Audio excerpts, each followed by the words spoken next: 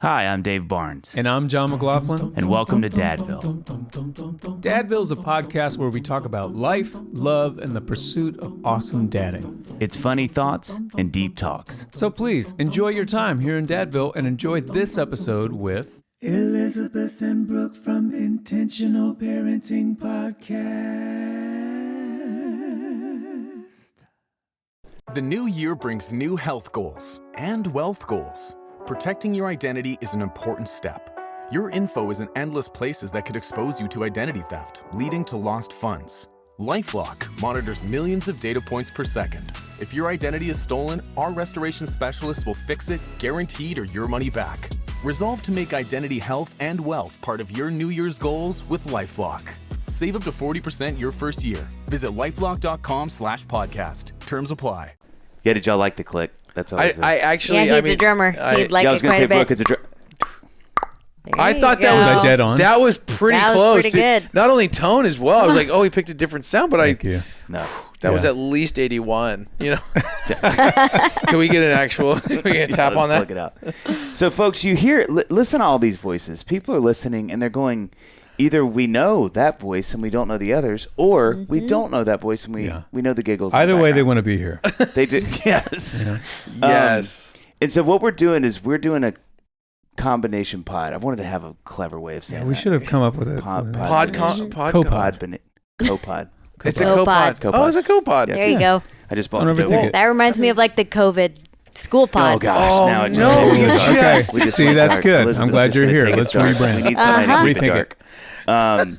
So John and I with Dadville Yes. are here with Brooke and Elizabeth of both. Well, I guess sort of two Two. pods and then one, but intentional parenting Yeah. and intentional fatherhood Yes. Yes. pods. And it's fun because I mean, you sort of hinted to this earlier, but we haven't really. We've done some co-pods. I mean, well, sort of, not really. Like we've been on other pods and then we've had them on our pod. But I don't know that we've done A an collab actual pod. It's But a this collab is a pod. very Yeah. concentric A circle co-pod. of common. I mean, sort just of think of the purposes. parenting wisdom that's in this room Yeah. right now. I My mean- goodness. Dude. And then we're here too. And then which we're is also amazing, which I love. And yeah, so Yeah, there we go. You hey, guys- this isn't our first pod. I gotta say this though, wait, but for anyone listening, you gotta understand, like, we're planning on releasing this exact episode on our platform and you guys on yours, which is gonna be fun. So hopefully, we should line up. By the way, just as a note, we should do this on the same week. Yeah, that would be helpful. That'd probably be a good idea. So people are like, I just heard this one, so that's gonna be fun too. So and every time I think of pods, I think about killer whale pods. Yes. and I just documentaries. Have you got? That's what we're going for. Yeah, and they're intelligent, so hopefully we'll have some overlap with that. Sure. We won't. We Sure. won't bring. And I wouldn't say that people that listen to Dadville are going, man, the intelligence Let's go for intelligence. of those two is. They more come to like feel better about themselves. You know what I mean? Dude, yeah. I won't make this too serious, but you guys have some depth. I mean, it is in literally. You guys gave it. Hey, by the way, thanks for the coffee. How about bean. that? How about Shout out. branded A coffee? branded That's coffee. pretty Dadville impressive. Shout out to Coffee. Methodical Dave and all of our friends over at Methodical. I'm who having a love hard to- time. I mean, because we don't give anyone gifts like this. Like, we have missed it. Branded coffee. Yeah. So I just want to say, you guys. Not very We intentional are of upping us. our game. Hey, there she is. There she is. That is a big deal that she just had that moment. She This Almost 19 years married to you. That will do it. That's the moment. Elizabeth is elegant and beautiful and sweet and kind and smart and all those things. And funny about twice a year. Yeah, and quick. But that was a good one. That was really had a good. That was your audience one. of 3 and all the people Thank you. listening. Thank so, you. So do me a favor Yes, sir. for the Dadville listeners. Yes. Tell us about these two podcasts. Like Yeah. what is it y'all are doing? Like what does that look like? How does that move? What's the What if you took Intentional Parents podcast and I could take Fatherhood, and then if not, we can just switch. Yeah, You yeah. fine with that? Well, I mean, I think the name itself describes some of what we're about. But, you know, we're intentional about a lot of things in our lives. We think about where we're going to go to school. We think about our careers. We think about who we want to marry. And oftentimes we get to parenthood and we just survive, right? Mm-hmm. Which is, there's nothing wrong with that. That's part of the growth that happens as a person. I mean, just being a parent there's so much formation that happens in you as you are unfolding who your kids are. But really wow, taking... that's beautifully said, by the way. Yeah. And it's painful, right? For anything to form and to grow, that's not done with ease. That's done with pain and pressure. And so the struggle is very real and very normal. But, you know, what's the saying that everyone ends up somewhere, but a few people end up there on purpose? Wow. And so just like the whole goal of a parent of like, if we can get out of the weeds for a minute and be thinking about like, what are we actually trying to do? We're actually trying to create thriving humans who are going to greatly impact the world someday. Wow. Yeah. And right now they're 2 and we're changing their diapers and we are not sleeping. But so we started it with my parents, actually, multi-generational, in 2019 before Wow. the world shut down. Yeah. Really just wanting to have conversations about how do we do this intentionally, especially how do we, as Jesus followers, help our kids just grow in the ways of Jesus from an early age so that by the time they're adults, it's actually something they want for their own that's life. So it was the two of you and your parents. And my Yeah. parents. And, yeah. Well, and a detail is like, to be fair, if you listen to any of our stuff and any of our listeners, like we are not a parenting ministry, meaning like we're not just trying to give tips. We are like a spiritual formation around the family ministry for the adult, for the parent. So Yeah. of course we talk about parenting, but just like Dadville, you're talking to the dads, you're talking to people that are like, we're all about spiritual formation in the family. Now, of course, that's like, how do you pass that down to your kids? But that starts with you, right? Yeah. That starts with, Yeah. with each Right. of us. And so that is an angle, because some people will hear it and be like, I want more tips about how to discipline my toddler. It's like, your toddler is so different than my toddler. Like, what are you talking about? Yeah. I can't. But we're so I want to make that, I think that distinction's helpful. No, it's super important because you can't pass on what you don't possess yourself. She's gonna have these one-line zingers the whole time. Oh, I God. Just feel start like I writing need it to down. lay down. Yeah, just it's a just- really this is gonna happen a imposing. lot. Yeah, it happens a lot. Yeah, just write them down. So how did the idea come about? So my parents started the nonprofit Intentional Parents way before the podcast. They started with a conference, like a weekend conference for parents to come to. We went to the conference like every couple years when our kids were little, just needing like a refresher. Yeah. Then they eventually wrote a book, and that was kind of the extent of their ideas for it. And then long story, but we'd been in pastoral ministry for a very long time, and they kind of convinced us to come alongside them and help them. They're like, we don't really know what this is supposed to become. So we joined them super part-time, still doing ministry full-time. Yeah. And Brooke threw out the idea, I don't know, in maybe 2018, like, Yeah. hey, we should start a podcast. My parents were like, what do you mean? Why would anybody listen? Well, and we were just like, we would love to do this together. The multi-generational piece was interesting. Yeah. And the conversations are so much different when you have, so many different years represented in a Generations, conversation. yeah. And so I remember the first time, like Phil, her dad has been in ministry for like 50 literally years. 50 years. Jeez Louise. He's 75. He has more energy than all of us in the room. Like when we travel together, it is honestly exhausting. Like I'm like, dude, you got to chill out. But he has a ton of energy, and so he's like, well, let's give me like 20 hours for each episode because I want to really prepare notes. He's thinking of like sermon prep. And we're like, Wow. no, you get one topic and we're just talking. And he's like, what are you talking? Like, what do you mean? And so we literally were like, this is the topic. We sat down and we had our first conversation like this, 4 people in a room. And I mean, the Spirit showed up, and it was really gracious and fun. And they're great humans and great people. And so that's where it started. And honey, I don't know if when you walked in, I don't know if you saw this book. I wanted to tell you, this is an amazing book. The Ruthless Elimination of Hurry. This guy, John Mark Comer, wrote you it. should meet him. Yeah, I should meet You him. should I've meet him. always wanted to. You You should know? meet him. I see it right on the desk here. He's a John Mark actually, he's like, if you'll leave that as a sight line for me, Yeah. it'll move. A little some extra promo, units. you we know? get 17 amount of cents for sales. every Okay. mention. Yo, that's great. For every Right. and eyeball that we gets want to on. get paid, but I don't want to hurry that. So I'm like, Yeah. just whenever he can Slow it cut the down just a check, little bit. It feels The fun joke about this is John Mark is actually Elizabeth's brother. So that if anyone's like, why is that funny? Yeah. We just There's had sorry. context. It's not always funny when you have to share the joke, but I'm sure there's just a host of people going, why does is that that matter? funny?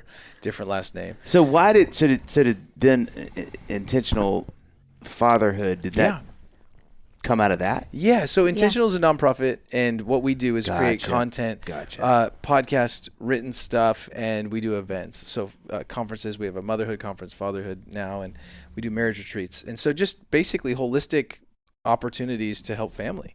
And so what happened was I'd been thinking through for a long time, man, fatherhood is something that is so beautiful, challenging. It's what I love about Dadville is that you guys make. Your tagline is, say the tagline because it's even. It's right there. Yeah, Is it on there? It's not on the coffee. But look, I looked. You guys I don't even know what it is. We couldn't clear it for the coffee. We had a trademark. Yeah. Funny thoughts, deep talks. There it is. Thank you. I didn't remember it. I knew it. I know it in German because that's where we did get it cleared. You're in charge of Europe. Yeah. Yeah. I just want to be here for the rest of the evening just for this conversation. You don't. You really don't. I really. You feel like that now, but in about 13 seconds. We peak early. Yeah. I'm gonna write that down. Okay. Wow. So with fatherhood, just to keep it on track, it's so challenging and it's beautiful and it's like something that I'm honored to do. But I did not have good models growing up. My story was very similar to many, where pretty traumatic childhood, a lot of different trauma growing up, and so coming into fatherhood, I was like, I don't have models, right? Mm-hmm. And so I was very much, I was sheepish about it for a long time. Of like, let's start some specific content around this idea of fatherhood, knowing that transparency and vulnerability and my story was going to be, at least to be full of integrity, going to be on display there. And so I was like, who do I want to do this with? I was like, I need to find somebody that would make me incredibly insecure just because he... Wait, did you get that call? Yeah. You did? Yeah. Yeah, you guys But were you're unavailable. deep into the deal. So first, Couldn't make the John money. turned it down. Then I talked to Dave, and after I Dave... never got that text. Yeah. After Dave turned it down, I called Justin Whitmell early, who is just... he's like... We've had on. He's Yeah, on the he's show, so wonderful. you heard him. And, we had met at a conference we were speaking at, and we just like truly hit it off. I mean, the maker of all makers of Friends is Joey Odom, who was just here. The connector. And we were at this group hang. It was actually the first time I met you, Dave. Yeah. And we had shared a cold plunge, but it was made for one man. Ooh. Yeah. So there was some interesting... That'll accelerate Tell me the more friendship. about Yeah, It I can't... I'm glad this isn't filmed. Glad but you didn't show me with your hands. Yeah, I did. There was some was stuff, headed that way. and Joey said some things that couldn't be on the internet either. But anyway, we had this wonderful conversation after the cold plunge, not during, after the cold plunge. But honestly, like there was a moment where I was praying through, like, what is the next thing for this and fatherhood?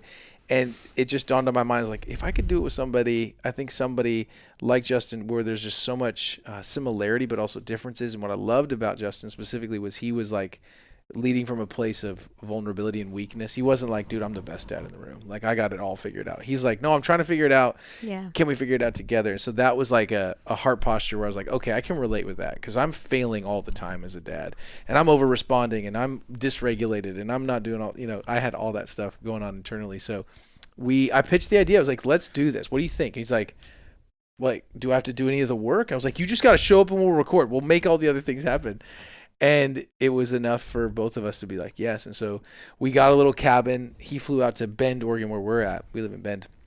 And we did the first season, man. And it was just such an amazing, like, synergy moment, content, thoughts, ideas. And it was just this cool moment of, wow, like, it was beautiful. So we launched the Intentional Fatherhood podcast. And it's just been so cool to see the army of men just kind of raise their hand and go, I really want to join that. We're doing our first event in Costa Mesa in February, just getting to hundreds of fathers together from all over the country and getting together. So that's what Intentional Fatherhood is. That's that podcast. You can listen to it. But then also that's the parenting in. And we find ourselves in this weird space where we're raising kids and basically sharing through weakness and failure and trying different things to help others in that journey. So that's what Intentional is about. That is, I can't think of,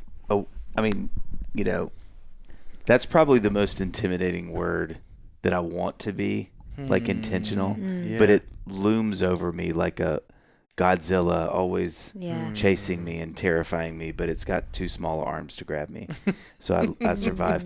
But it is, I think if anybody said, you have like a magic wand that you can use once to bop your life and make something better, that's not like, you'll never have to worry about money again, the cheat codes.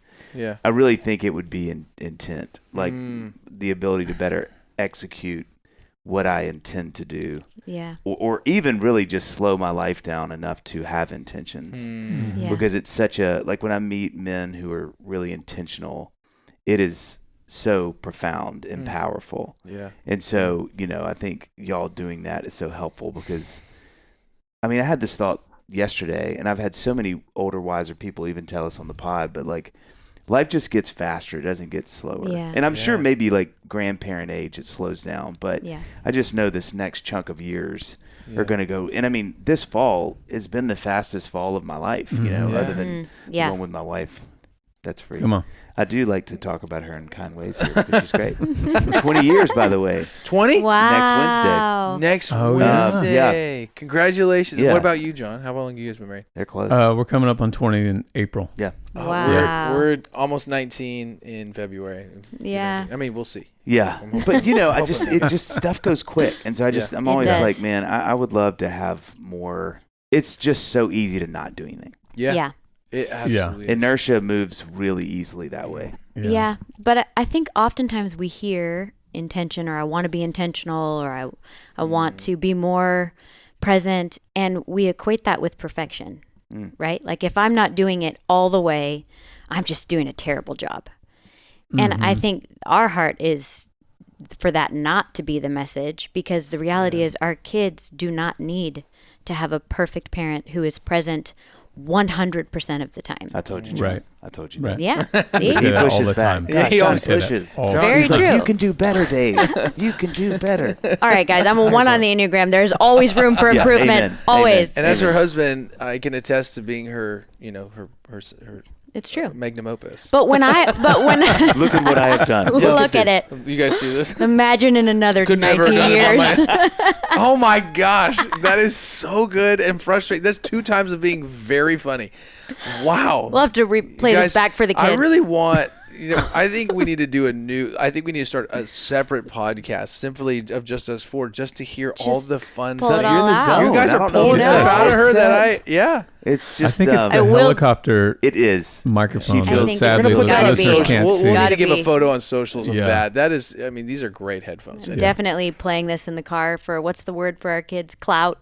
Like, No, so is that the right word? Aura. Aura farming. Yeah, there we Aura. go. We there just we go. released an episode literally this week on aura farming. It is What's aura farming? I had no idea what it bro. was. He had to explain it to me. You know what? You can just head over to the old intention. Yeah, Friends you know? podcast. No, There just we kidding. go. Good little pitch. No, aura farming is basically, well, first of all, you get this kid's like, I got like level 10 aura, right? Like these are I've phrases. heard aura. Yeah, No, and no. then there's like aura farming, and that's that idea where you're teasing out that you are just so much more impressive and put together. And I mean, You're it's like putting out a vibe, kind of. yeah, but it's like, And, like, putting it out. creating it. The through the word internet. selection, going with farming. Yeah. Like you're Doesn't- cultivating it. You're You're like cultivating making your aura. sure that's what people see. Yeah, and right? Yeah, it's basically the person that presents only one side of their life, whether that's a social presentation or a social media one. It's huge in the sense of TikTok and Instagram, because it's like, oh, you're aura farming. You're just showing me a part of your life that is not the that's a full good of your context life. for I that. So see. it does come from the deep dark place of TikTok,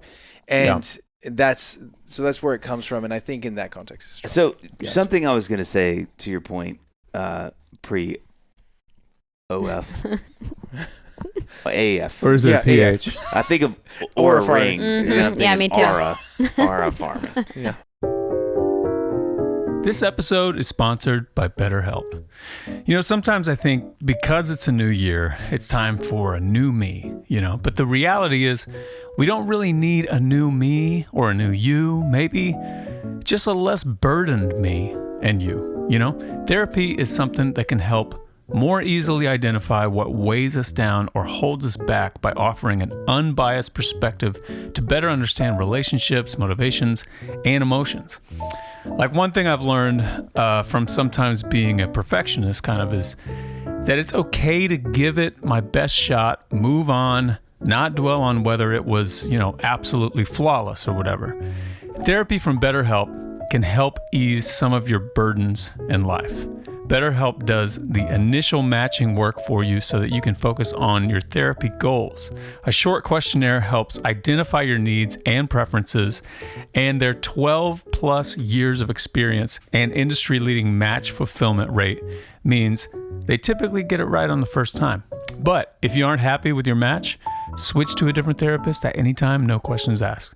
BetterHelp makes it easy to get matched online with a qualified therapist. Sign up and get 10% off at betterhelp.com/dadville. That's betterhelp.com/dadville.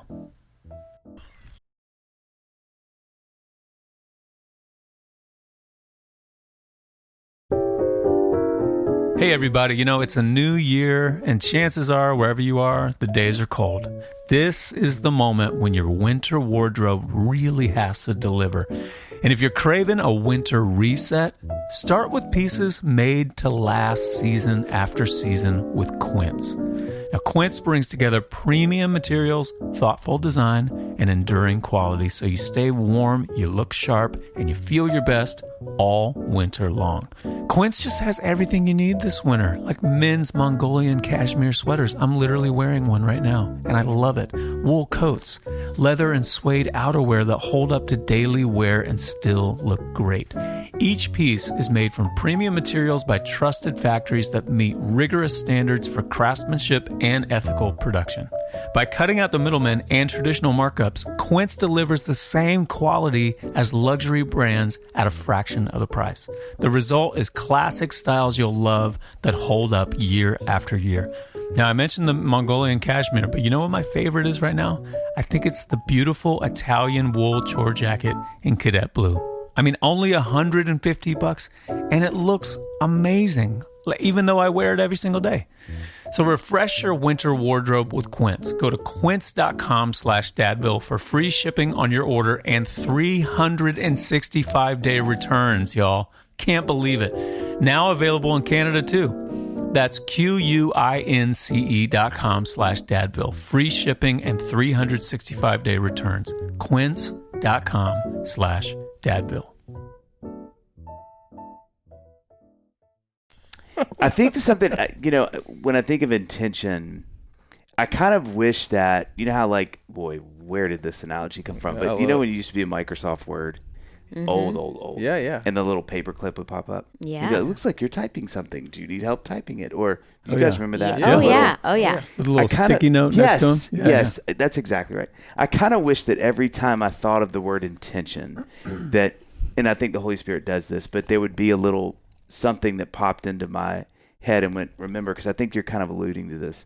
I think we also underestimate that the power of just being physically there. Yeah. One, just how profound just that is. So even when you're not doing a great job, you're not just the fact that hey, dad and mom are around, and dad, it's just he's here and she's here. One. Yeah. But I think two, I do think there's a real struggle I have with that word where it becomes so intimidating. Yes. That I forget that there are things that we're all doing that they're very intentional. Yes. Because then it becomes, and I think that's always been a struggle of mine with that space, is that it turns, in my brain, I'm speaking very much from my experience, but it turns into if you're not going on a 4-wheeler trip with your son into the desert and doing a 3-night thing, that's intentional parenting. Yeah. 100%. If you're not taking your daughter to New York for her 15th birthday and doing a sit down and talk to her about some kind of a scripture-based scavenger hunt. Yes. Absolutely. That's amazing. And guess what? So, somebody listening right now is like, "What's?" I was just that's a great idea. Should we cancel it this weekend? At the end of it, she finds her first boy she can court. Yeah, literally. No, she finds her promise ring. Well done, girl. That's third. I'm just counting them. Just kill it. Third. But, and again, those are such amazing things. They're beautiful, and I mean, I think that would be great if we could all do that. But I just think I can already feel how. I hate this, but the devil, whatever. Yes. Yeah. Our own sin, whatever it is, that makes us think because then the bar is so firm that any attempt is under it. Yeah. Exactly. And it can be wonderful, having you driving Luca to school, just literally going hey, what are you excited about today? Yeah. How's your day going to be? Or driving her home. That is incredibly intentional. Yeah. Yes. But I think what happens with I would say probably social media, these things, is that the version we get, the aura farming, Yes. that we see is like, Great callback. We just, that those become markers, and anything under that is a fail. Can I say something? Because this is exactly, you're naming right now, which is so powerful, the exact thing we unintentionally do. I mean, I know you guys don't do it unintentionally. Well done. Yeah, thank you. And I know that we are very much against, which is like, we do not want to prop up Aura Farm, this idea that we are better parents than we are. Yeah. Because the fact Right. is, when you, sometimes people that have microphones and then have little spaces where people will listen, whether that's a podcast or a social media platform or even a church or wherever you get that music, wherever it is, sometimes people assume because of that, you guys know this, that there's something worth being heard. And they'll say statements and they'll say all the good things that happen, but they'll leave like how deep the struggle was. Yeah. So you'll get these beautiful ideals and you'll be like, that's great. But I got to be honest, like on my journey, it's been so messy and so hard. And I see that you put the beautiful ideal there for me, but now I can't attain it. Yeah. And because I failed, does that mean I failed the whole way? And I can't tell you, especially with what we do, when we get to meet people or we do events and we get to connect.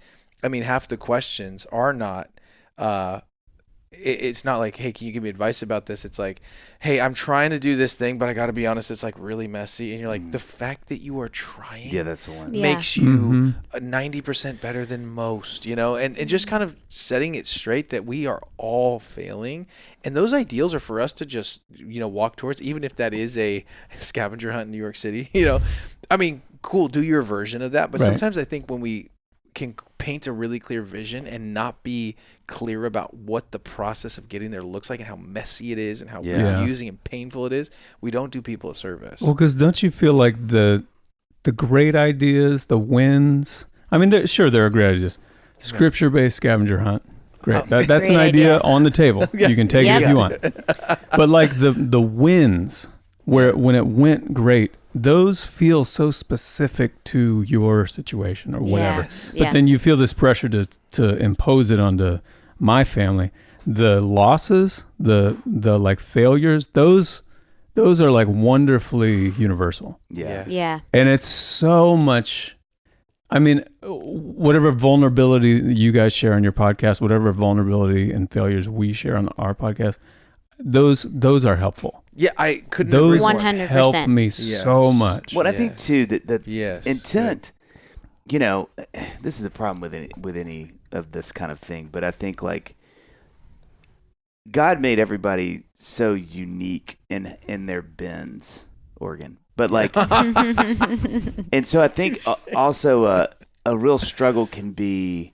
You know what I think would be really cool is this little niche thing I think is fun that would be fun to do with my oldest son. But like, man, if I go talk to guys who did like, we did the, what's the, in Spain, the long walk. Yes. Oh, yeah.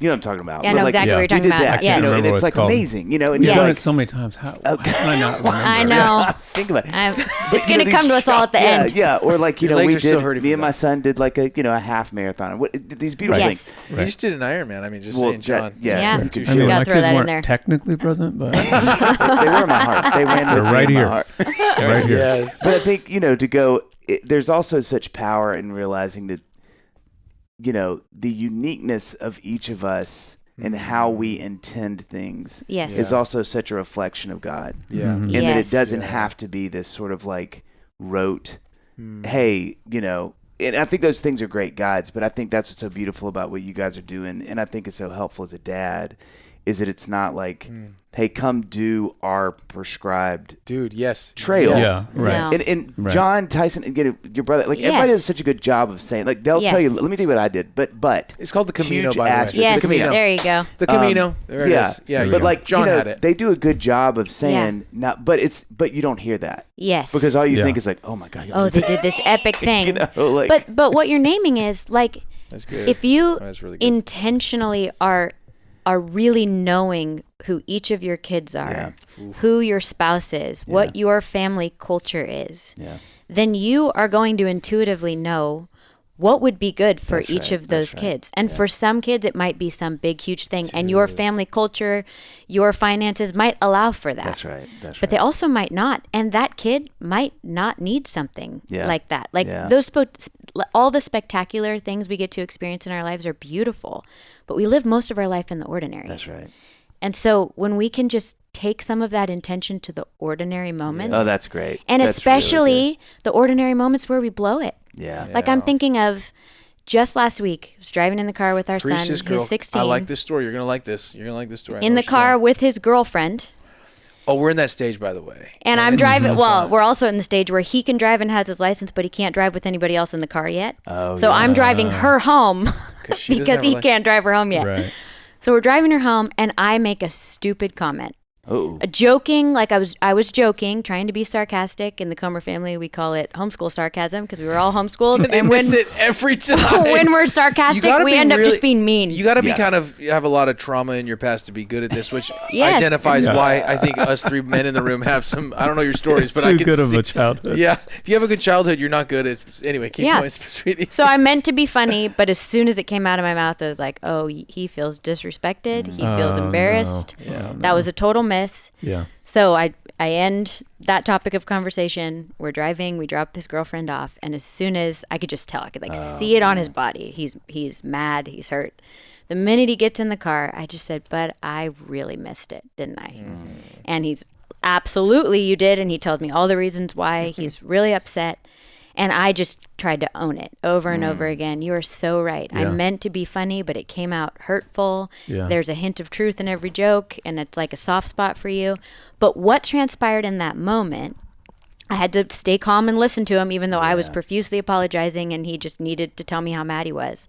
Well, then what came out was him telling me, actually, Mom, that's like a part of my character that like deeply bothers me, and I'm grieved over it, and I don't want to act like that, and I really am working on it. So when you tease me about it, it just feels hurtful. We end up having this beautiful conversation where I got to hear so much more of what was in his heart that I would have completely missed if I hadn't just taken a minute to recognize, okay, this is a moment right here. It feels like it might be a moment. Yeah. And also that moment could have been him remaining angry and us not having a conversation about it. It could have been a moment like that. Sure. But it ended up being this beautiful drive home where we had this really intentional conversation that happened very organically when I made a mistake. Yeah. I can't think of many things. I mean, we talk about this a lot, but I can't think of many things that are more intentional as a parent than apology. To repair. 100%. Like that is. They get to see that you Yes.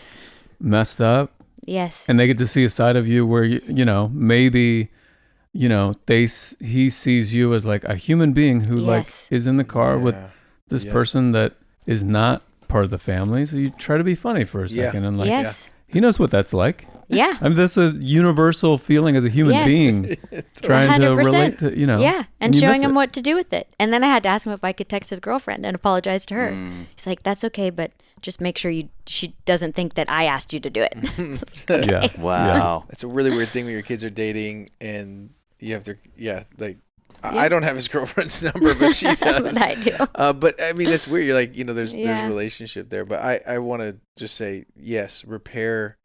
I mean, that is the thing I do probably 80% of the time. I don't know about you guys, but that is like my experience. And I'm so often doing things the wrong way. So I don't want to derail the conversation, but I also am super curious about Dadville and where this started for you guys, because we're sitting here talking, and the thing that we're gonna keep finding is all these I think real truths that we all collaborate in, even independently, where we're just like, yes, we believe repair as an example, right? Yeah. So where did this start for you dudes? Like, you guys are two incredibly accomplished musicians. You have these lives, careers. You didn't need to do a podcast. Well, maybe you did. I don't know emotionally if you did, but We are in debt to a lot of people. Yeah, we're not quite in the black yet. We're getting close. But you guys, like, obviously this started from a place. Most of the time when you're starting things like this, it's not usually, I mean, some people, but it wasn't like you were needing this to like, okay, we got to get on the map, right? You were doing stuff that, like, we're going to need this to have a little bit of our ego, connected. No, that's to. still there. Yeah. Thanks for the transparency. That's No, good. it felt like a very, very organic start. Yeah, what the was podcast. tell us the story. What was the origin, like, whose idea? Like, give us how did it come together? It was Dave's idea. But I live right across the street. Okay, I didn't know that detail. Oh, Yeah. love that. And so you just walk right over here. but we've known each other for 20 plus years. I love that. And have, played music together throughout the years. And then we find ourselves living across the street from each other. We have our kids who hang out all the time. We found ourselves spending a lot of time on each other's porches. Yes. Just like watching our kids play, talking about being dads, and then, which was beautiful. Yeah. And it was all I needed. And Dave wanted to monetize it.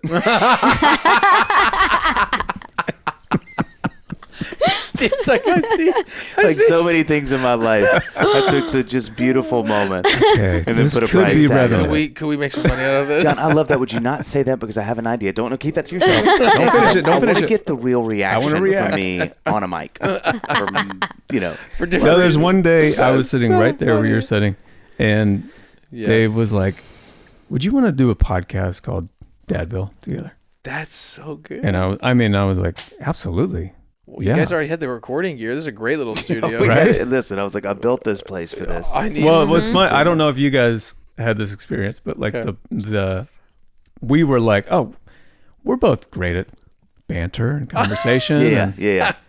First episode, let's have it just be the two of us. Oh, John, I forgot about this. Please, And say I more, do say feel more. like you were like, Oh, you yeah. were a little more like, well, let's prep something. I was like, we don't need to prep.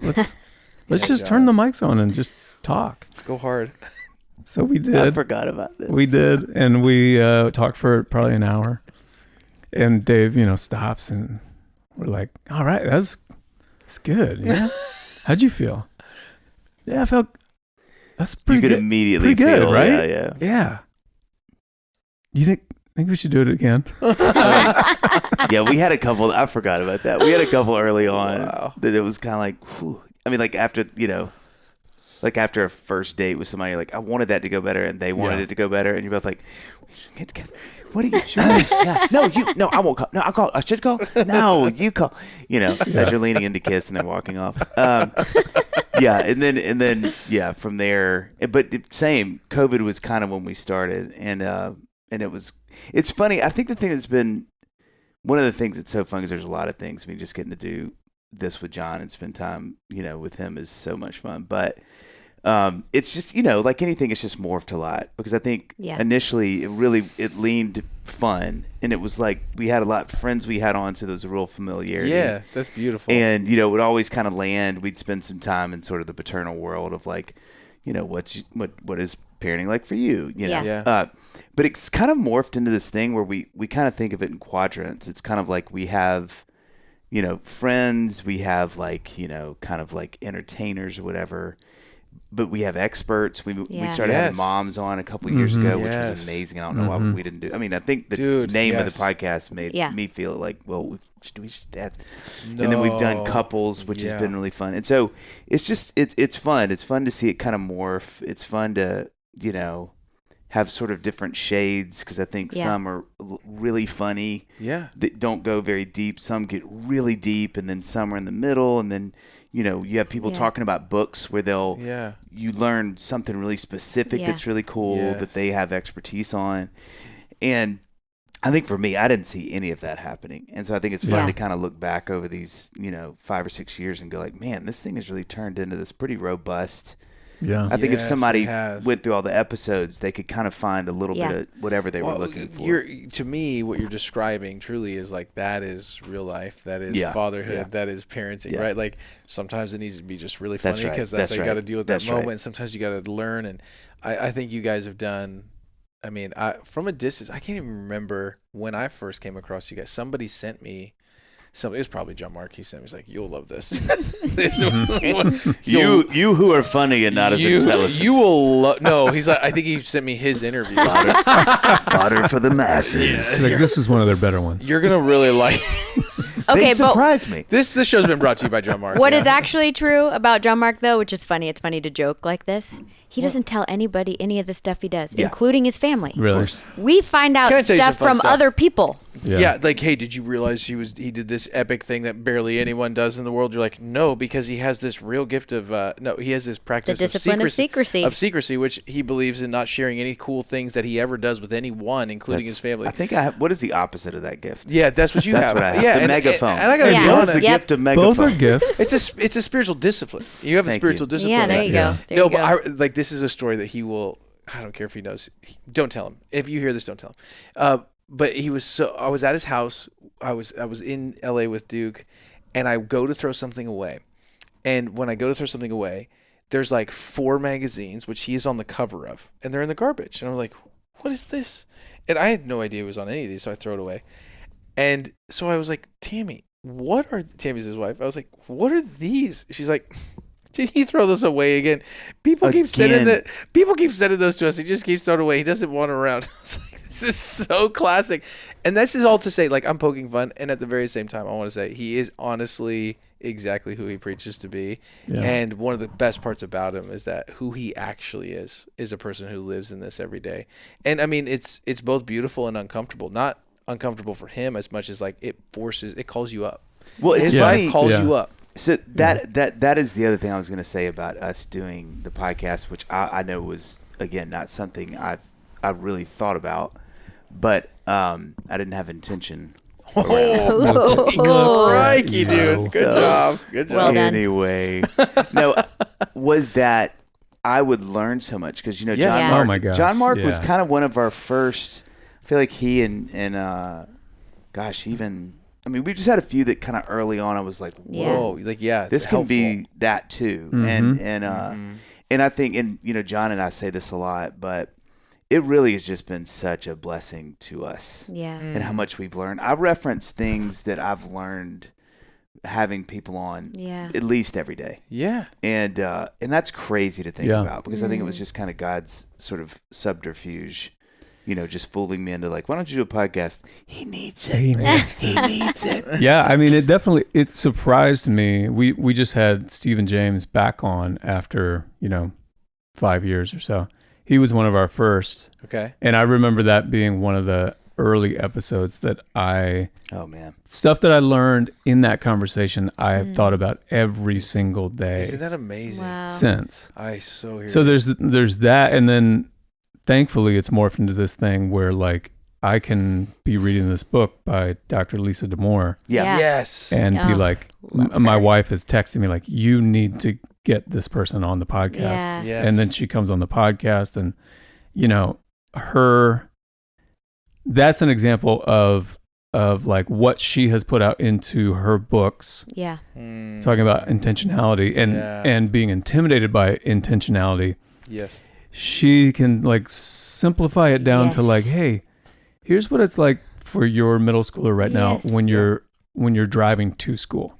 Here's what they're experiencing. Yeah. So maybe be intentional about say 2 words. Yes. I like. Yeah. What are the 2 words? Simple. What are the 2 words? I didn't hear the episode yet. Tell me. It could Dadville. be good morning. Okay. That could be it. Sorry. I mean, it's like don't try to have that talk on the way to school. They're already they're anxious about their day. So middle school's the worst. Just simple things where you're like, oh my gosh, of course. Or when they're really upset, what was it? That stinks. Is that what she said? And just leave it at that. Oh yeah. Like those 2 words. Just don't give them advice. Just be with them. And that can be being intentional. Yes. As a parent in that moment. Yes. Yeah. I love the idea of having a podcast about the podcast that you guys had with her. Yeah, we do that a lot. We'll do a review. We'll go. Okay, we're gonna live. We're gonna listen to ourselves, but comment over ourselves. There you go. It's like the director's cut. Yeah, it's the director's cut. Well, I will market it for you. That podcast episode was amazing. Yeah, that was I sent it to so many people, Brooke included. Oh yeah, I just literally haven't had a chance to listen to it yet on this trip. But what I appreciated about you guys, because I've heard you on other episodes too, you guys are hilarious. The banter back and forth. What? If you haven't been able to tell. You do not take yourselves too seriously. Yeah, You guys do a good job. Good little friend. Now I know why you guys never film. Yeah, by the way, all of our audio or video people are like, why aren't we watching this? That's because this is an audio setup and we're in Nashville at your place, which is epic.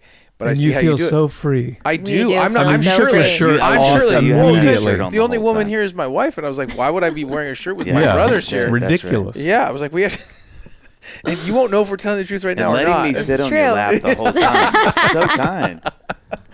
Really kind. I was trying to say something nice Sorry, about babe, them. we were the worst on that one. Go ahead. Sorry. No, I just loved that you guys were still 100% yourself, could take your humor, but interview somebody like that and pull out all the best things about her. Mm-hmm. And what I love about what you guys are doing is you're bringing it all down to real life, which is where the majority of us actually live. Yeah.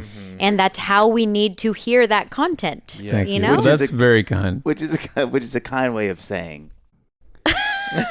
You can't help but dumb it down, guys. This Aw. isn't. That is not what I'm love saying. Dadville. It's not. It's not a place for, gosh, intellect. If you have more than one degree, it's not for you. No, do that.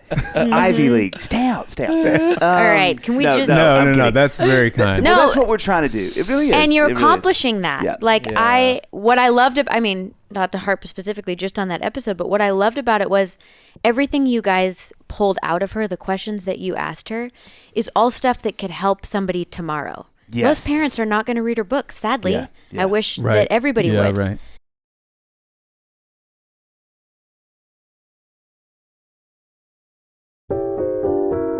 You know, one of the things that I'm kind of already missing from recently celebrating the holidays with my family are all the great homemade recipes that have been perfected over generations, you know? It instantly kind of grounds me. And it reminds me of how much I love things made with true care. And that same feeling comes through in Boll and Branch's signature sheets.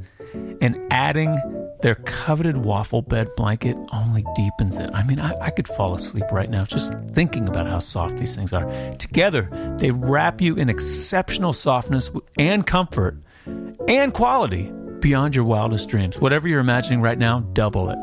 That's because the signature sheet set is an iconic essential, loved for its buttery soft feel that gets softer with every wash.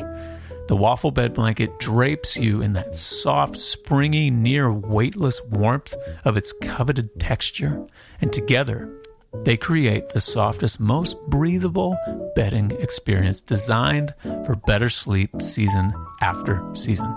I will never, ever go back to my old sheets and blanket. Ugh, gross. The softness is what blows my mind, almost like you're just floating in your bed, you know? It makes my sleep legitimately so much better. It also helps with temperature. I never feel too hot, never feel too cold, always feel just right. So, discover a softness beyond your wildest dreams. Again, whatever you're imagining, double it with Boll and Branch. Get 15% off your first order plus free shipping at bollandbranch.com/dadville with the code dadville. That's Boll and Branch, BOLLAND branch.com/dadville, code dadville to unlock 15% off. Exclusions apply. Well, the majority of people, Yeah. Yeah. Well, I will say, you're right. doing a podcast with Dave Barnes is pretty easy. I mean, if I never have to worry Do you about like coked up rabbits? Exactly. You're like greyhounds who done a line in the bathroom. I'm like, you know, Wow. I don't know what the analogy is, but I never have to worry about carrying the load. Yeah. You know what I mean? That's not my. Well, you know what though? I know John feels this way. We talked about it, but I think what you're hearing is a genuine need for help. I mean, I know. I mean, when you say she's yeah. answering things that are going to help somebody tomorrow, it's because she helped me this morning. 100%. I think I said that in the interview. I literally, when we interviewed her, I was still like midway through her book. Yeah. And I'm like, I was at the grocery store with my oldest literally the night before, and something you said in your book that I had read that day changed my reaction to something that my daughter said in the grocery store in that moment. Love that. So it's like in real time. Yes. You know, it's helping us. There's two Love things that. I want to highlight too. That you're right. Unfortunately, the amount of people that actually go through books and read them is like entirely so low. Yeah. Yeah. And that's one of the reasons I love the medium of podcast, because I will say this. I know you're dumb. You're knocking yourself a little bit, Dave, but I will say this to praise you. You're the type of person that learns actively. Yeah. Like, yes, you'll read, but dude, how you apply what you read is by talking about it and having real life conversation. Yeah. And I'm similar in that way. Like, I've learned to love reading, but I also like the way I get it into my bones and into my body and my soul and spirit is by talking it out, by thinking about it. So the podcast is actually for us even selfish. It's like, whoa. And it's accountability of like, I got to like process this out loud. And so I also think I learned that way, and everyone learns differently. And also just on the note of people that just say really helpful things for the day.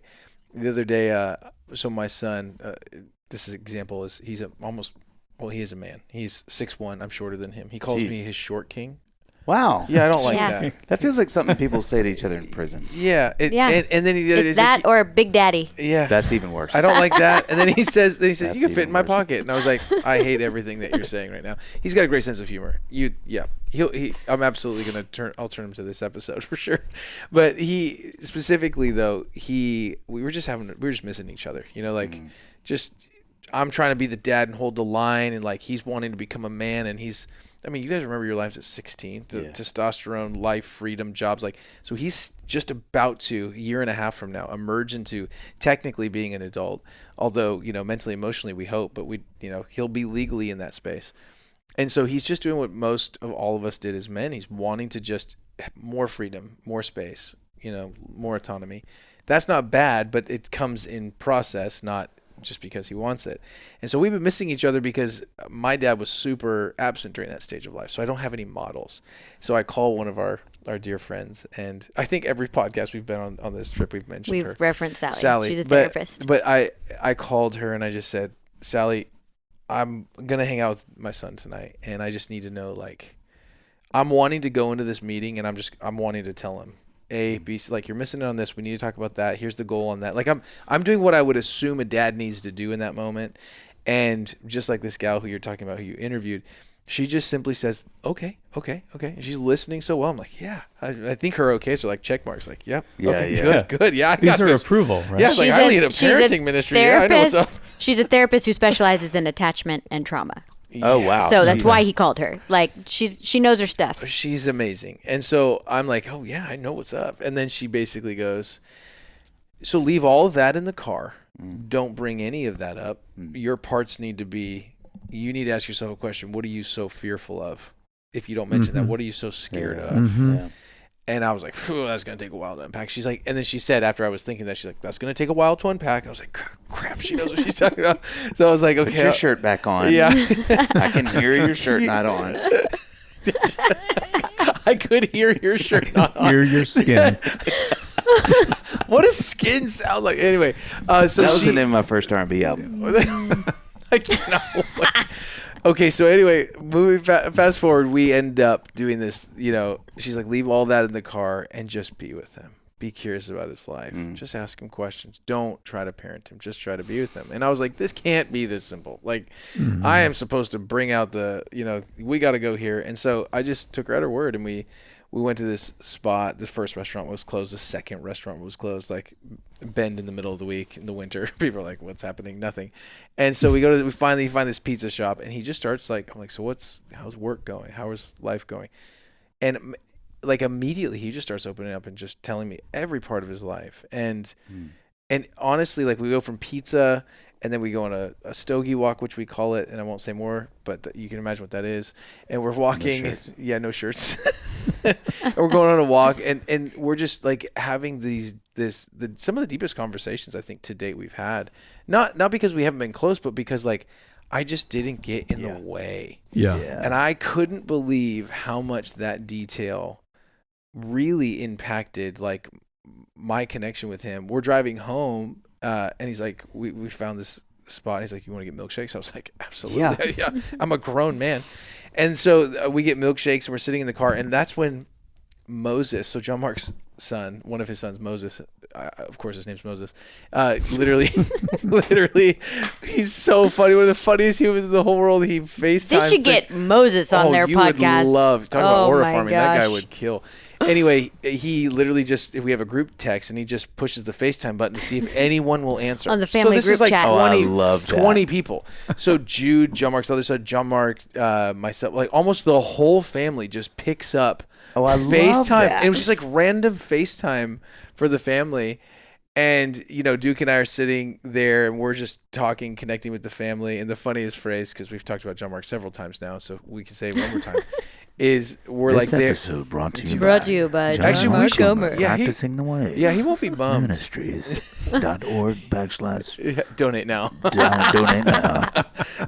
See, now he won't be bummed. But it was so funny because we're like sitting there, and it just looks like we're just sitting there drinking milkshakes in the dark. And he's like, "What are you guys doing?" And we're like, "I mean, we're hanging out. We did this, and we're drinking milkshakes."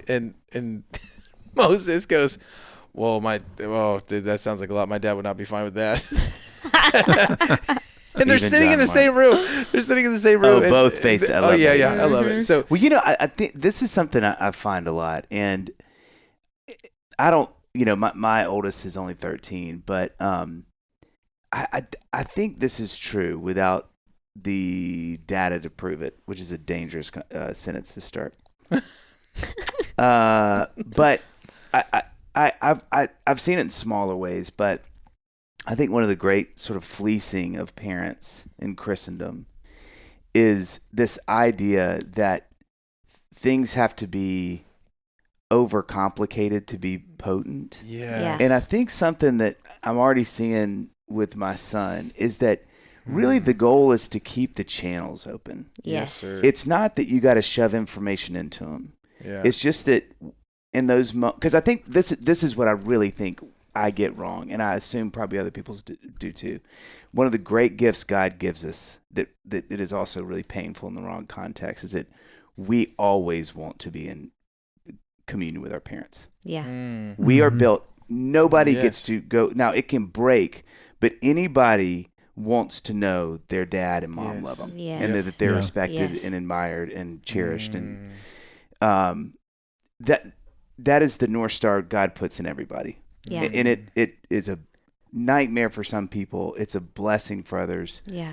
and everybody in the middle. But I think as a parent, we forget that, and so we think that we're fighting against the current. Yeah. Our kid is going one way and we're going the other, and that's not true. Now they're going Yeah. through seasons. I mean, Lisa helped us understand so well.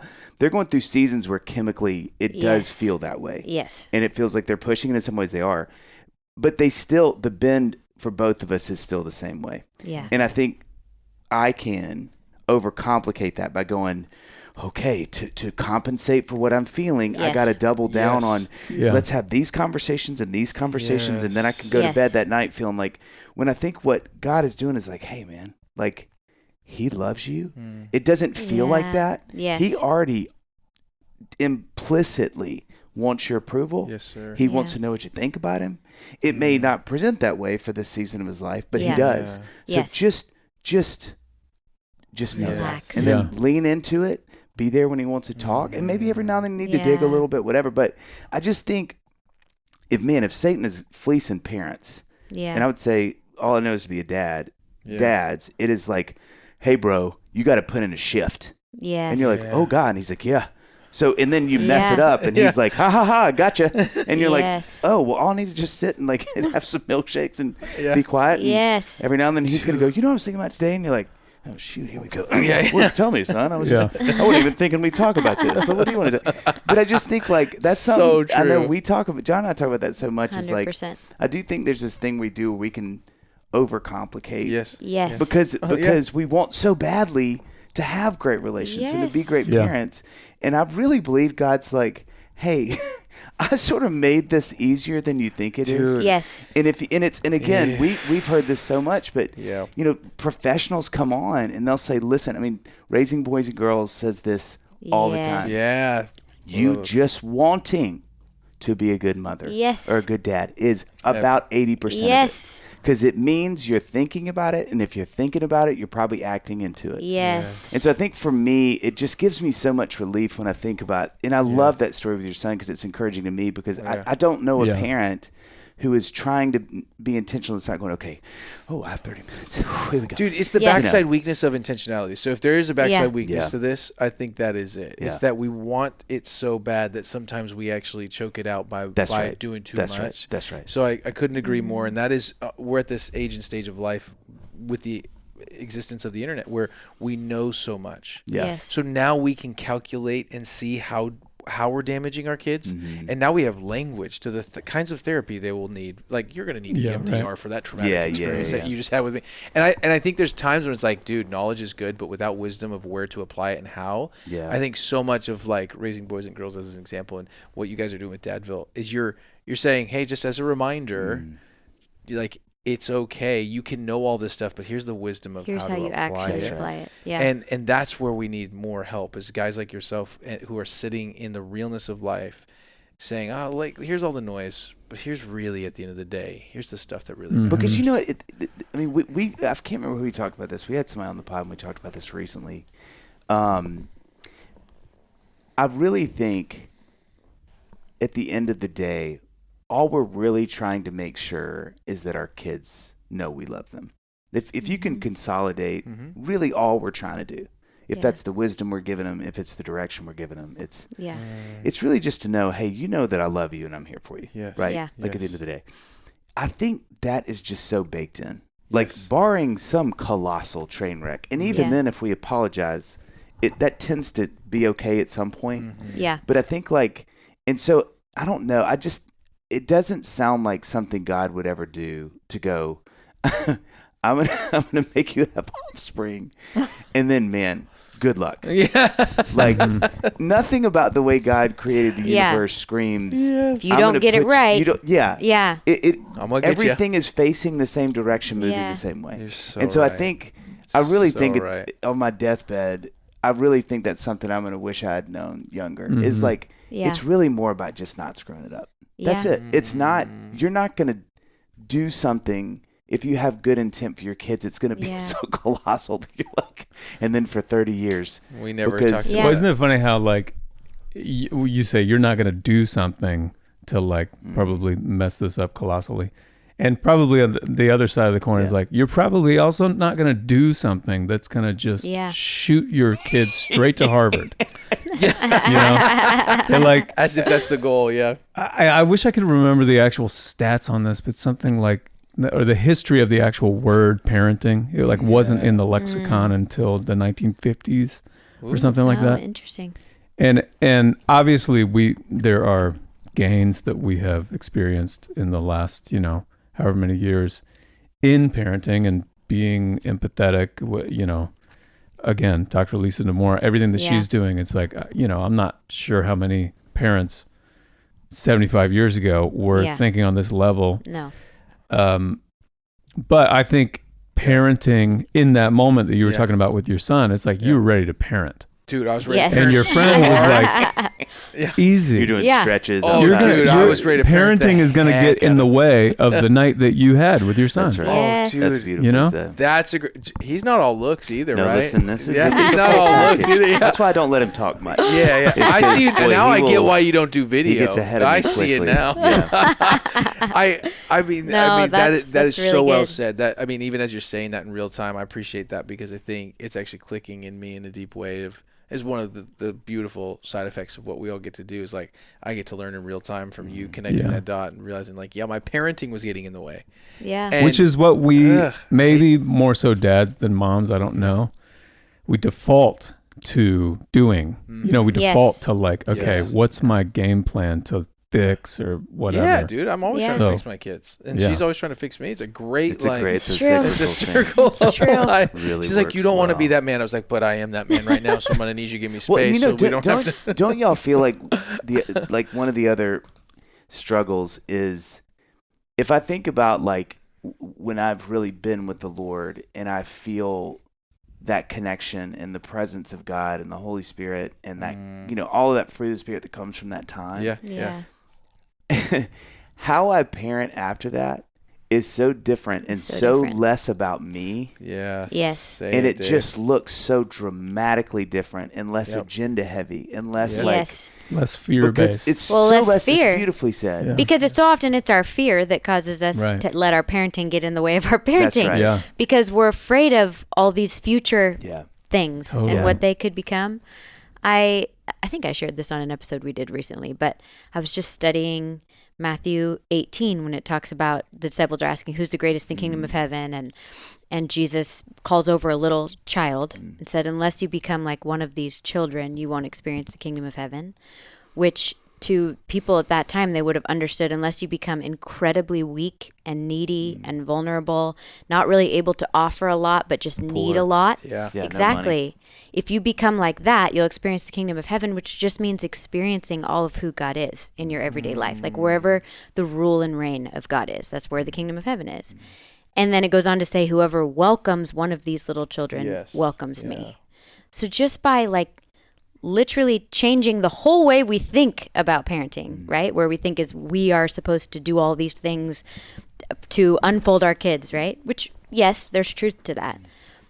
But also we're supposed to learn from them. We're supposed to become more like them. So I think there's so much beauty and simplicity in that. How do we learn to be like them? By just being with them, letting them be who they are, not trying to make them somebody that they're not or make them older than they are. Well, and again, our agendas, my agenda, this like our kids, it's so much of my parenting is such a selfish task. Yeah. And I think like that's where I have to, and it can seem really great because, you know, you can read a million books, whatever, but if you really, if Jesus sat with me and was like, why are you reading that? It'd be like, boof. What's another question you can ask? But because it really is about, again, I want to know that either people see me as a great dad or my kids think I'm awesome or, man, I don't want my story to be theirs in some way. But really, that's still me. There's not a benevolence to that. It's the fear thing that our friend Sally said. I mean, when she asked me that question, what are you so fearful of? Like, what happens if, which you're naming, someone said fear is at the root of almost all of our spiritual problems. I'll give you one clue who it was. This guy again, John Mark. But I think that's really true. Fear is like a big root of a lot of our spiritual struggle. And I could not agree more with that because when I actually peel back the layer and the layer and the layer, it's a fear that I don't want to do it like my family did in certain ways. And then it's a fear that I'm not giving them all that they need. There's fear in both directions, by the way, like what we do to them and what we could never give them. Yeah. And that's the thing that is like almost a debilitating loop of fear where it's like, I don't have the skills to even give them, and then what I can is not enough, and like, you know, it gets you know what I wonder sometimes. I've started doing this weird exercise in my brain where I'm like, if somebody told me right now, hey, they're really gonna be okay. Oh, dude, wouldn't that be so nice? I mean, like how would it change how I parent right now? Like if somebody said, hey, they're because here's the thing, the percentages are they really are gonna be. They're gonna have problems. They're gonna have but they're probably gonna be okay. If we believe what we say we believe, they're probably gonna be okay. And so I think for me, it's become an interesting exercise to kind of go like, because Lord, you've actually told me that you're in control, and I say I believe that. Yeah.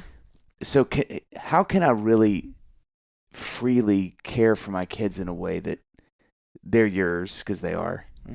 But I think it's going to be okay. And it really adjusts my vertebrae. I sort of feel, oh man, okay, why am I acting like this? Or if it's going to be all right, I probably wouldn't be worried about that with him. And then I probably wouldn't be pushing so hard on this thing with her. Yeah, dude. You know, and going, no, I just, what is peaceful parenting?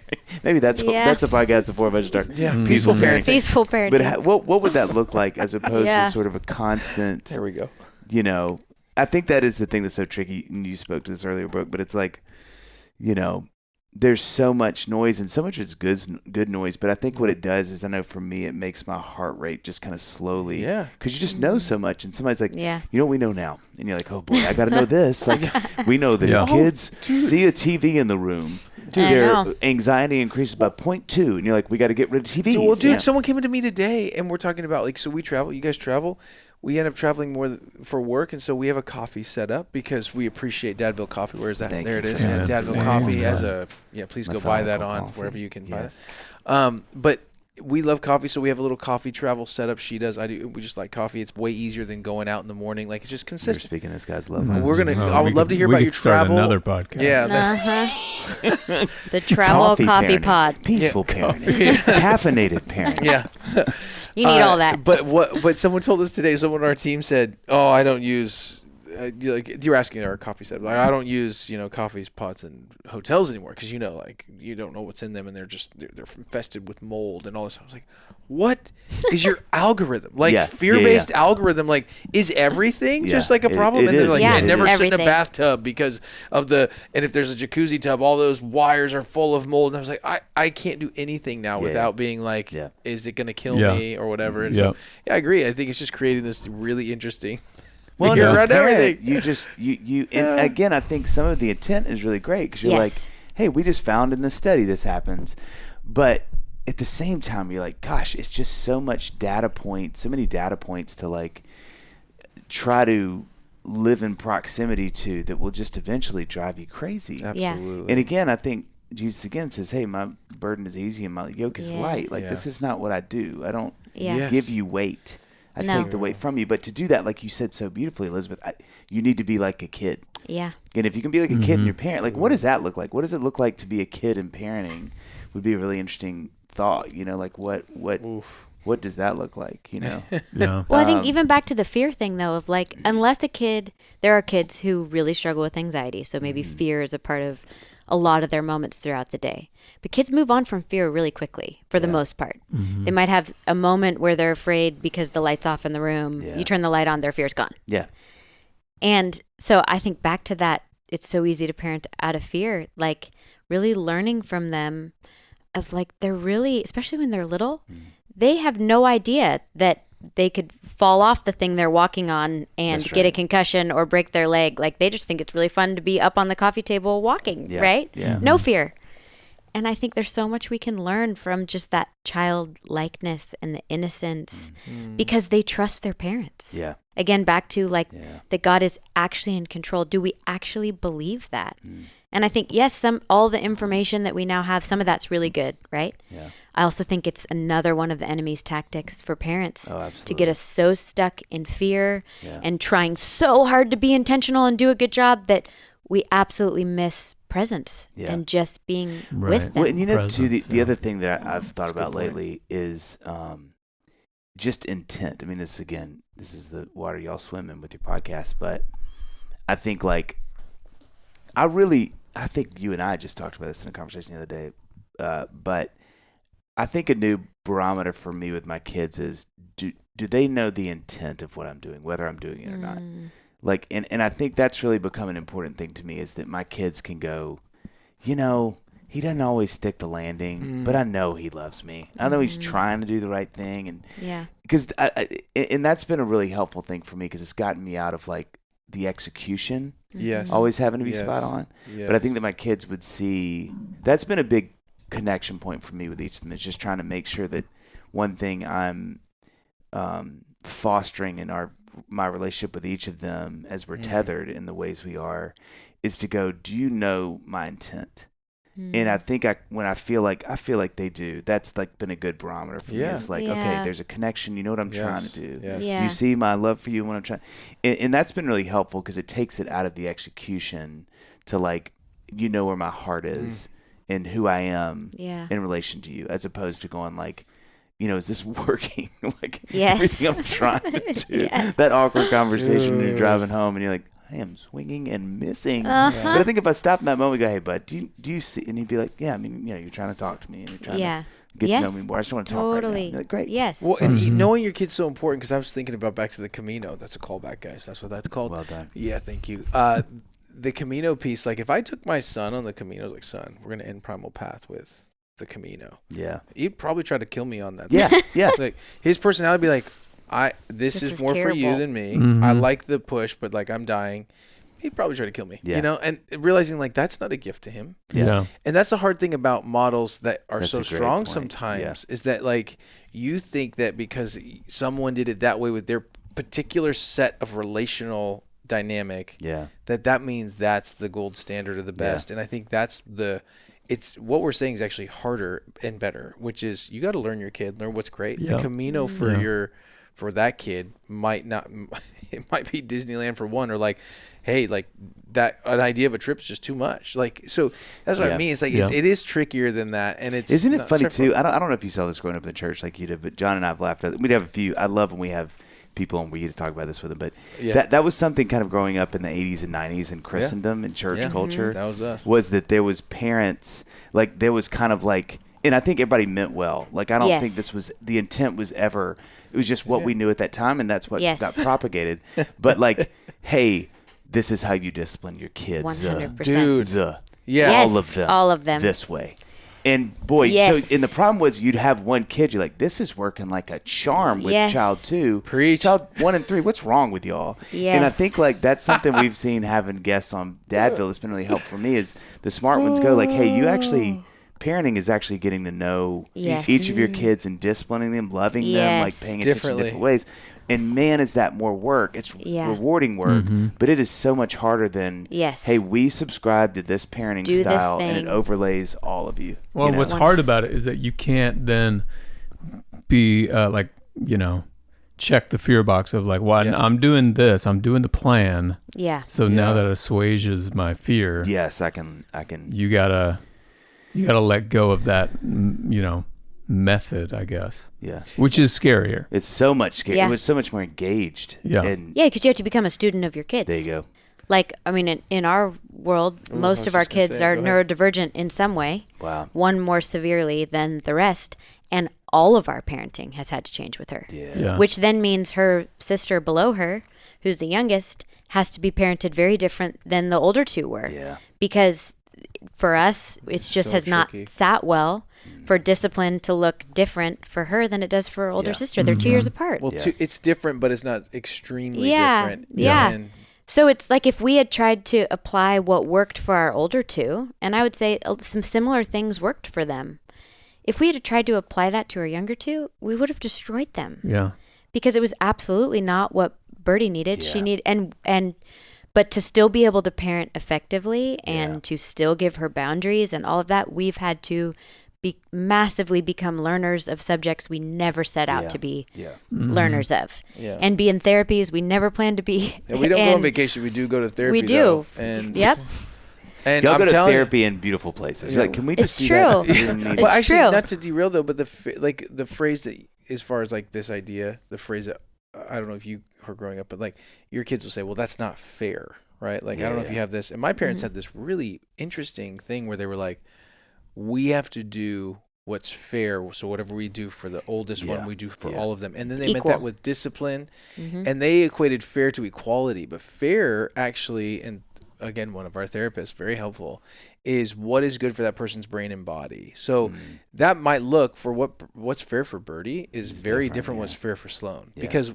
Birdie needs different things and Sloan does. And now your kids are they're going to equate the natural human level, which is like, they got that, I didn't get this is not fair. Well, it's like, you're also lactose intolerant, so ice cream will destroy your stomach and our home. Right, I was going to say. So everybody suffers. Everybody suffers. Talk about derriere.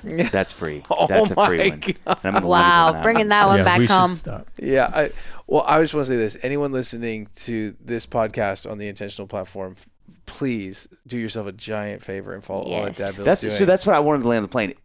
We've become pro lately, and it's been a big step for us, is that we finally started asking people at the end of podcasts if they have to promote anything. It took us 4 or 5 years. We had like literally 4 years in. John and I were like, we should probably ask them. Do we ask when we interview? Do we ask people that? I mean, we could. I think we say, where can people find you? Well, I know y'all have things going on. You talked about something. That's more than weird. Yeah, actually, Costa Mesa, this is February. fun. Yeah, so for all the dads listening, Justin Whitmell Early. Yeah. His chest hair and his brain and his whole person and myself.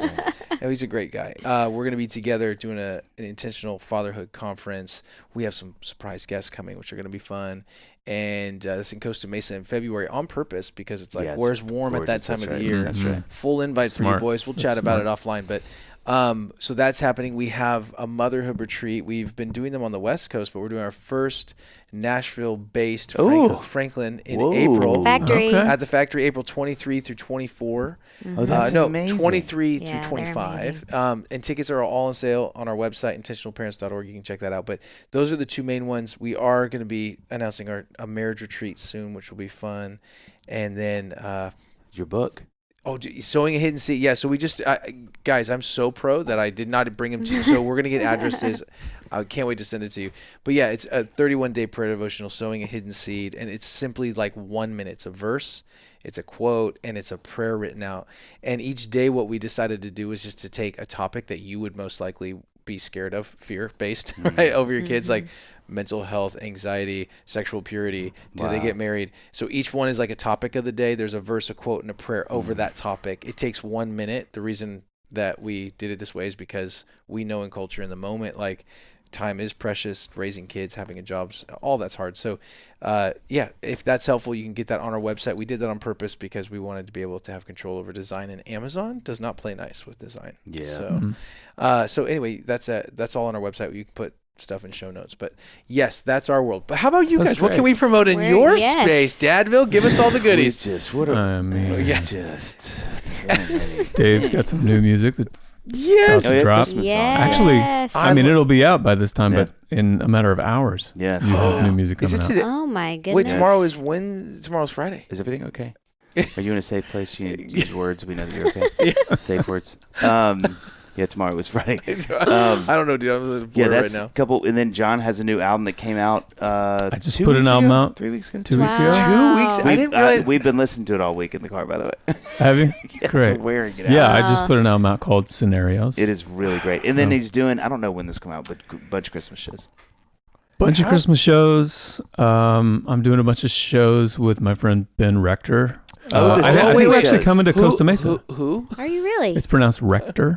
Rector. Yeah, he's playing with a bunch of orchestras all around Dude, the states, so I'm going to go with him. Okay, so literally last night we're with Addison Brevier. You guys know the Brevier crew? Yes, we're with him. And we're with Jeff Bethke at his place. And he literally goes, obviously you know Ben Rector. And then Addison did not know who Ben Rector was. And what my favorite part wasn't that Addison didn't know. It was how many hours it took Jeff to get over the fact that he didn't know. And so he starts listing songs, like just convinced that he just needs a photo and a song list and he'll know. That's my favorite argument to watch.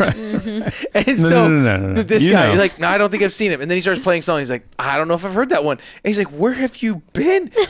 he couldn't hold it. Where have you been, Rector? Yeah. Look at that. It's something I can't turn off. Yeah, that's amazing. So you have some. It's always fuel. How many shows do you have like during this next season, John? Well, I have a bunch of Christmas shows coming up. 13 Christmas shows. That's amazing. Coming up. And then Ben and I think, are doing 20 or 21. And when are those? When do those start? June. They start in February through June. Okay. Through June, like mid-June. Yeah. Okay, so we'll put, if we can, there. what we'll do is we'll put all that stuff in the show notes. So come see these guys. Have you guys? Okay, this is on the pod, but who cares? Have you guys ever done a live Dadville podcast? Well, it's funny you should ask. Can we? At the White House in February, and it's going to be. They don't know we're going to be there. Once they're done with the construction, On the lawn. it'll be the It's first the first thing they do in opening the night. ballroom. Could you imagine how much of a bummer that would be? Wait, who? For what? Dadville? Podcast? What is that? It's a 20%. That's like something that we're working Yeah. on. Yeah. Okay, So- I'd love to chat with you guys about that. Yeah. That's a fun thing. You guys, I mean, I'm just literally in real time processing this. You guys understand how much of an amazing evening that would be with That the would be musical, incredible. Yeah. and then favorite. I mean, you're already doing this. You're already so smart, but I'm just telling you, I'm coming. So just tell us when. Yeah. But I would sign up for that. It's in the works. Yeah. White Love it. House Next year, February. Yeah, White House. White House February. Got it. I'll make sure to White be House, there. Tennessee. We should Any add. Also any particular day in February or just kind You'll of have to drive and find us. You'll feel the energy. It will not be publicized. Thank y'all Guys, for doing thank this, you for guys. coming on. Thank And you. having us so on. fun. Oh, Yeah, a fun dual cast, a pod. Yeah. What did we Copod. call it? Copod. I like Yeah. dual Copod. cast. And if you could Dualcast. put Yeah. your shirt back on. Yeah. Yeah. That fit.